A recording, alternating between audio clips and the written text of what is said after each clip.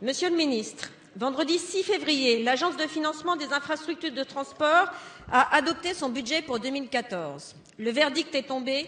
L'agence ne financera pas cette année le 3e appel à projet de transport collectif, ni les contrats de plan État-région 2014-2020. La raison de ce coup d'arrêt mis à la politique de mobilité durable en France, vous la connaissez, c'est la suspension de la taxe kilométrique poids lourds.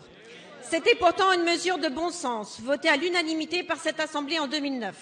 Cette suspension entraîne un manque à gagner de 450 millions d'euros pour l'agence et son budget est de ce fait en baisse depuis 2 ans. Et ce, alors même que la France devrait investir pour préparer l'avenir et offrir au plus grand nombre des solutions alternatives à la voiture. Concrètement, ce sont des dizaines de projets de tramway et de bus à haut niveau de service qui ne pourront être réalisés ou seront retardés. 111 projets avaient été en effet déposés auprès du ministère des Transports qui devait annoncer en décembre les projets sélectionnés, cofinancés à hauteur de 450 millions d'euros. Ce ne sera donc pas pour 2014. Et l'AFITF ayant consommé tout son fonds de roulement, c'est même toute la politique des transports qui est mise en péril à partir de 2015.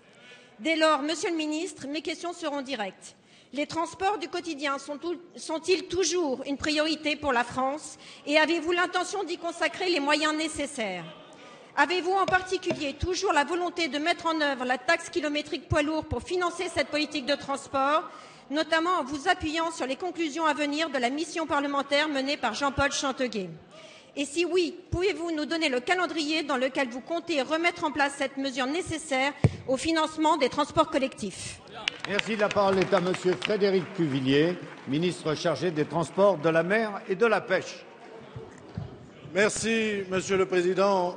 Madame la députée Vassas, oui, vous avez raison, l'Agence de financement des infrastructures de transport est confrontée aux effets liés à la suspension de l'écotaxe.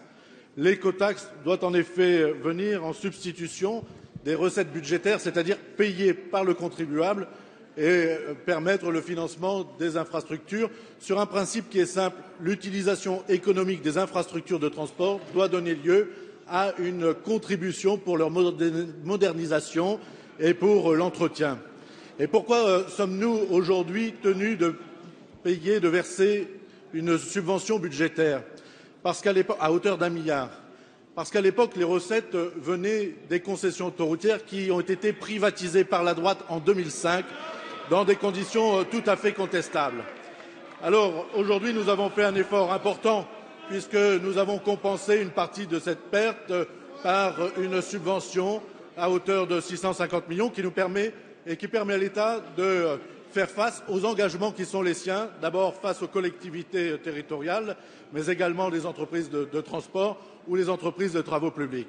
Il est important, puisqu'une mission parlementaire est engagée pour donner des perspectives d'amélioration et lever un certain nombre d'interrogations qui ont été suscitées suite à l'impréparation par nos prédécesseurs de la mise en place de cette écotaxe.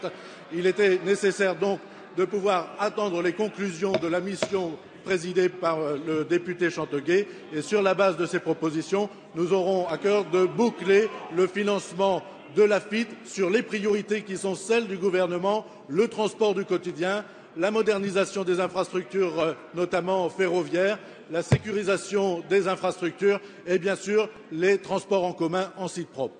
Merci, Monsieur.